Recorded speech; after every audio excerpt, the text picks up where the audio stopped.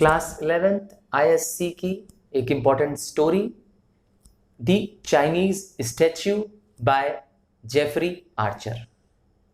ये कहानी एक चाइनीज स्टैच्यू पर ही आधारित है।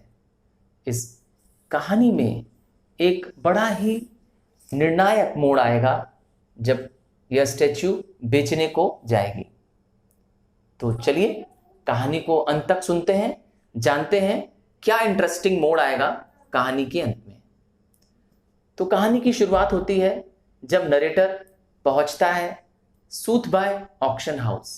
यहाँ पर वो कैटलॉग देखता है और कैटलॉग में से पता चलता है कि एक चाइनीज स्टैच्यू जो कि 100 वर्ष से भी अधिक पुरानी है, वह यहाँ पर लाई गई है नीलामी के लिए। वह तय करता है कि वह इस पर रिसर्च करेगा, वह जानकारी हासिल करेगा कि क्यों इस मूर्ति को, इस चाइनीज मूर्ति को बेचा जा रहा है। जानते हैं नरेटर ने क्या जानकारी हासिल की। नरेटर ने पता लगाया कि यह मूर्ति सर अलेक्जेंडर हीथकोट नाम के एक ब्रिटिश राजदूत की है जो कि चाइना में पोस्टेड थे। ये एक नेचर द्वारा एक आर्ट के लवर थे। इन्हें पेंटिंग्स, पुराने कल्चर, पुरानी रीति रिवाजों के जानकारियों का बहुत अच्छा अनुभव था। और यह जब चाइना गए राजदूत बनकर, वहाँ के लोगों से, वहाँ के कल्चर से, वहाँ की पेंटिंग्स के बारे में और ज़्यादा जानने का उन्हें अवसर मिला। इसी तरह एक बार वह पीकिंग से 50 किलोमीटर दूर एक छोटे गांव हा ली चुआन में गए। इनके साथ उनका मंदरिन एक चाइनीज ऑफिसर होता है जो भाषा को परिवर्तित करता है, इंटरप्रेटर होता है, गाइड होता है। यह हमेशा सर अलेक्जेंडर के साथ रहता था। वहां पर उन्होंने देखा कि एक बूढ़ा कारीगर है जिसके पास आइवरी की और जेड की कई मूर्तियां हैं। यह देखकर सर अलेक्जेंडर बहुत प्रभावित होते हैं और मंदरिन की मदद से वह उस बूढ़े कारीगर से बातचीत करते हैं।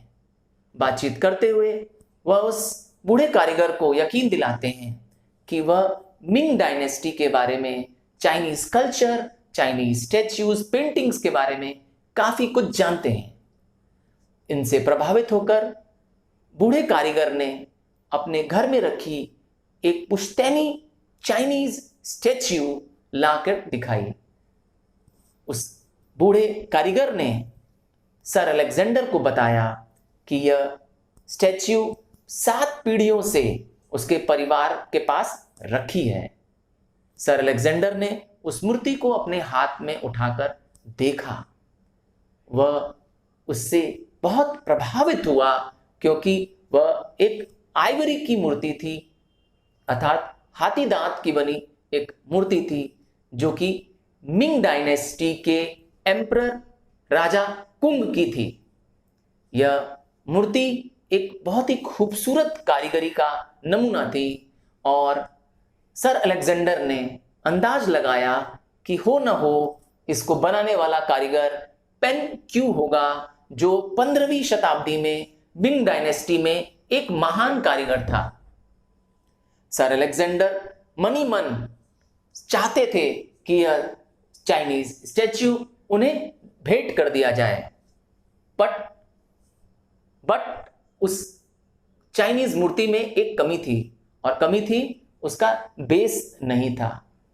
हाँ, जब यह बात बूढ़े कारीगर को पता चली कि सर अलेक्जेंडर को यह मूर्ति पसंद है, उसने तय किया कि यह मूर्ति वह सर अलेक्जेंडर को गिफ्ट स्वरूप दे देगा। पहले तो वह काफी दुखी हुआ क्योंकि यह मूर्ति बहुत पुश्तैनी थी और बहुत ही बेशकीमती थी। सर अलेक्जेंडर को मूर्ति दे देता है क्योंकि एक चाइनीज रिवाज है, चाइनीज कस्टम था कि अगर आपके घर कोई आपका सम्माननीय गेस्ट आए तो आप उनको किसी भी चीज के लिए ना नहीं करेंगे। और इसीलिए उन्होंने इस परंपरा को निर्वाह करते हुए यह मूर्ति सर अलेक्जेंडर को गिफ्ट स्वरूप अपना ही बेस लगाकर, यह उसने अपना ही उस पर एक बेस लगाया और उस मूर्ति को पूरा कर सर अलेक्जेंडर को भेंट कर दिया। सर अलेक्जेंडर जो कि एक बहुत ही समझदार व्यक्ति थे, उन्होंने समझ लिया कि वो बूढ़ा कारीगर नाखुश है इस मूर्ति को देखकर। उसने तय किया कि वह भी पता लगाएगा कि कहां से यह मूर्ति आई है, इस मूर्ति का सही मूल्य क्या होना चाहिए। और बहुत पता लगाने पर उन्हें यह पता चला कि यह मूर्ति की कीमत 3 वर्ष की तनख्वाह के बराबर, जो कि एक ब्रिटिश सिविल सर्वेंट की तनख्वाह होती है, उसके बराबर यह मूर्ति की कीमत है। और उसने तय किया कि वह इतनी कीमत का, क्योंकि वह रुपए में देगा तो वह यह रुपया बूढ़ा कारीगर नहीं लेगा, इसीलिए उसने तय किया कि बूढ़े कारीगर की क्या इच्छा है, वह क्या चाहता है जीवन में, उसके हिसाब से वह इस पैसों को खर्च करेगा। उसने पता लगाया कि बूढ़े कारीगर की इच्छा थी कि वह भी अपने गांव से ऊंची एक पहाड़ी पर, जहां पे उसके पूर्वजों की मृत्यु हुई थी, वहीं पर जाकर वह अपना अंतिम समय बिताना चाहता है। सर अलेक्जेंडर ने उसके लिए एक बहुत ही छोटे पर सुंदर घर का उसी पहाड़ी पर निर्माण कराया। और एक दिन वह पहुंचा उस बूढ़े कारीगर के पास, साथ में था उसके मंदरिन। तीनों गए और वह उस पहाड़ी पर ले गया और उसे वह घर भेंट स्वरूप दे दिया। बूढ़ा कारीगर अपने घुटनों पे आ गया, उसने हाथ जोड़कर विनम्रता से मना कर दिया कि मैं यह घर नहीं ले सकता, क्योंकि चाइना में एक रिवाज भी है कि अपने किसी भी गेस्ट से कोई भी आप उपकार, कोई भी आप गिफ्ट नहीं ले सकते। बट मंदरिन ने उसे बताया कि रानी एम्प्रेस ऑफ चाइना की अनुमति मिल गई है और उन्होंने सर अलेक्जेंडर को अनुमति दे दी है यह गिफ्ट उसे भेंट करने के लिए। इस बात पर बूढ़ा कारीगर राजी हो जाता है और वह घट स्वरूप, भेंट स्वरूप स्वीकार कर लेता है। उस दिन सर अलेक्जेंडर आकर बहुत अच्छी नींद सोते हैं, क्योंकि उन्हें लगता है कि उन्होंने जो मूर्ति ली थी उसका मूल्य उन्होंने चुका दिया। अब जब उनका समय चाइना में पूरा होता है और अपने समय पूरा करने के बाद वह लौटते हैं अपने स्वदेश इंग्लैंड, और उनका घर था यॉर्कशायर में। यहां पर वह कई सालों तक मूर्तियों को अपने पास रखते हैं और मरने से पहले एक वसीयतनामा कर जाते हैं कि यह मूर्ति मेरे परिवार की वसीयत की तरह रहेगी और इसको कोई भी नहीं बेच सकता जब तक कि परिवार की प्रतीक्षा दांव पर न आ जाए। और ऐसा ही हुआ। यह मूर्ति कई जनरेशन्स तक अलेक्जेंडर हीथकोट की फैमिली के पास पड़ी रही और अंत में उसका ग्रेट ग्रेट ग्रैंडसन आया एलेक्स, जो वर्तमान में इस मूर्ति को बेचना चाहता है, क्योंकि उसने जुए में बहुत पैसे हार लिए हैं और उसकी भरपाई करने के लिए अब उसे पैसों की जरूरत है।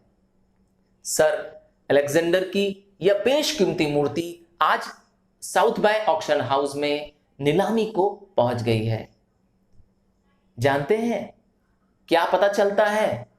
यह मूर्ति की कीमत तो सिर्फ 720 गिनी थी।